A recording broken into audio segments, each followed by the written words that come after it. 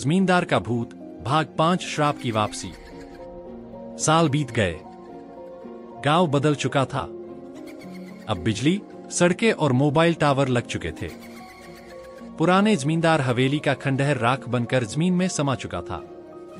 भूतों के किस्से पसंद हैं? राम कुमार चैनल को अभी सब्सक्राइब करें। नई और डरावनी कहानियों के लिए घंटी दबाना न भूलें। राम कुमार, जहां डर का नया पता है। धन्यवाद।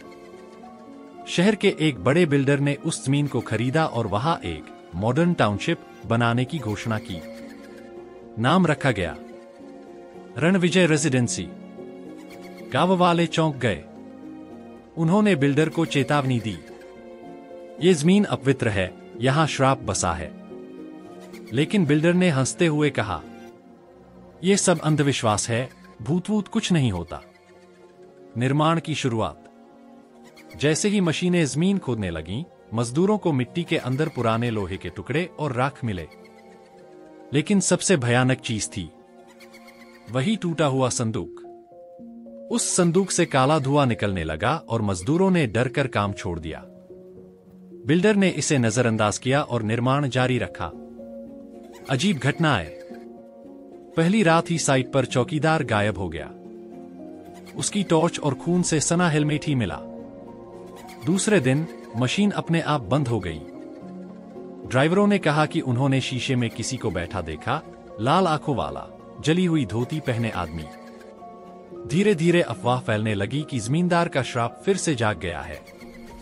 उद्घाटन का दिन। टाउनशिप का पहला टावर बनकर तैयार हुआ। उद्घाटन समारोह में भीड़ जमा हुई। रिबन काटते ही पूरे टावर की लाइट्स झपकने लगीं। माइक से अचानक वही भारी आवाज गूंजी, तुमने मेरी नींद तोड़ी है, अब मेरा राज फिर शुरू होगा। भीड़ चीखते हुए भाग गई। उस टावर की खिड़कियों में लोगों ने साफ देखा रणविजय सिंह की जली हुई परछाई हाथ में वही लोहे की छड़ी लिए खड़ी थी। नई दहशत। अब रणविजय रेजिडेंसी में रहने वाले लोगों के साथ अजीब हादसे होने लगे। रात को दीवारों पर खून से बने निशान दिखाई देते।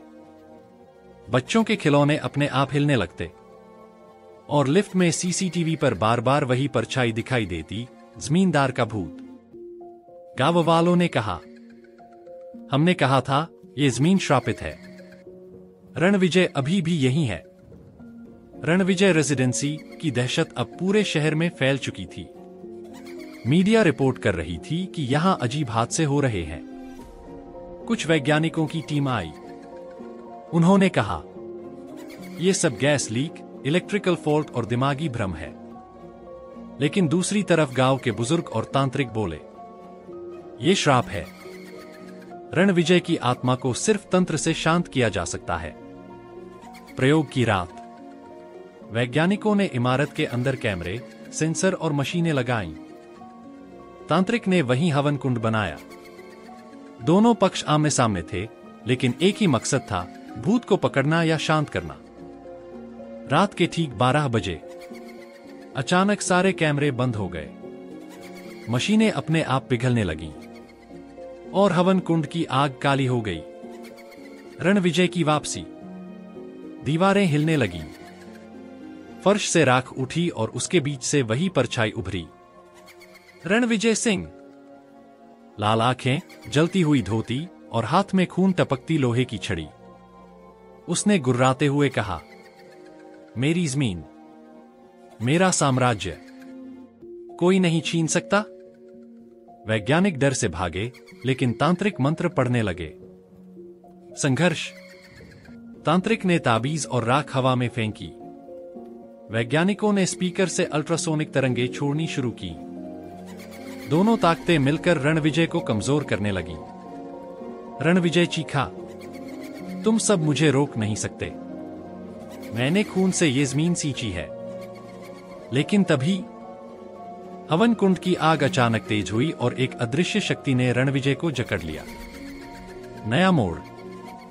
रणविजय की आत्मा गायब तो हो गई, लेकिन जाते जाते उसने जोर से हंसते हुए कहा, यह अंत नहीं, मैं वापस आऊंगा।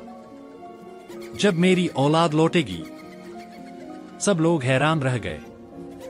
कौन औलाद? क्या रणविजय का कोई वंशज अभी भी जिंदा है? तो दोस्तों, कैसी लगी आज की कहानी? अगर आपको डरने में मजा आया तो राम कुमार चैनल को अभी सब्सक्राइब करें और घंटी दबाना न भूलें ताकि हमारी कोई भी नई और डरावनी कहानी आपसे मिस न हो। मिलते हैं अगली बार एक और रोंगटे खड़े कर देने वाली कहानी के साथ। देखते रहिए राम कुमार, जहां डर का नया पता है।